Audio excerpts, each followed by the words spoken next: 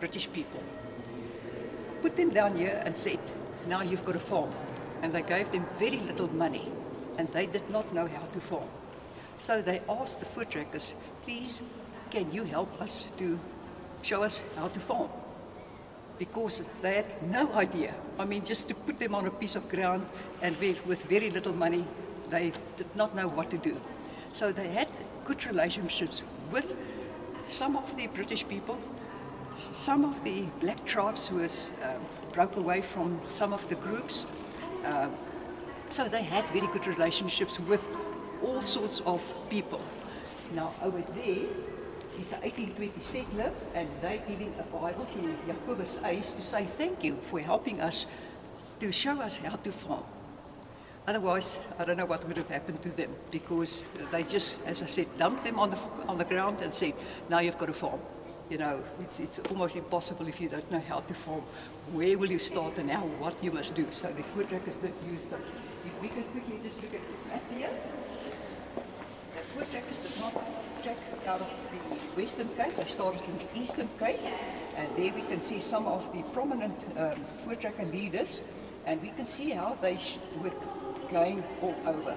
Now the Voortrekkers had two things in mind. They only wanted freedom and ground, which they could not get because they are under British rule.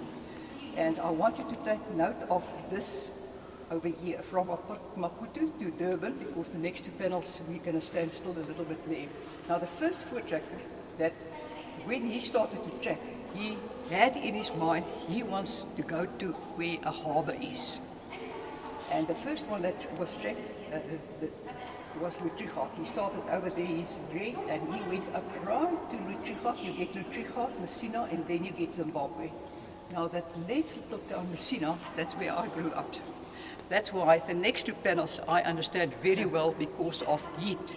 It is extremely hot in that area up there in Zimbabwe. Extremely. I tell you, it's nothing to be 45 to 50 degrees. Nothing. You know, so I understand the next two panels very good because, as I said, I grew up there and I understand it. But when I explain to you what is going on here, you will understand just what you see here. And that's why they went different ways. They were looking for ground to see for their livestock and where they can settle down.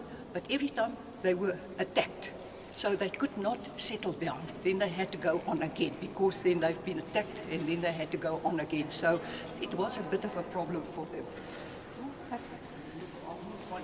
As I said, attacked for trying to steal land? Attacked for trying to steal land? In Voortrekker already, they built the first school in Voortrekker. There's the little school over there.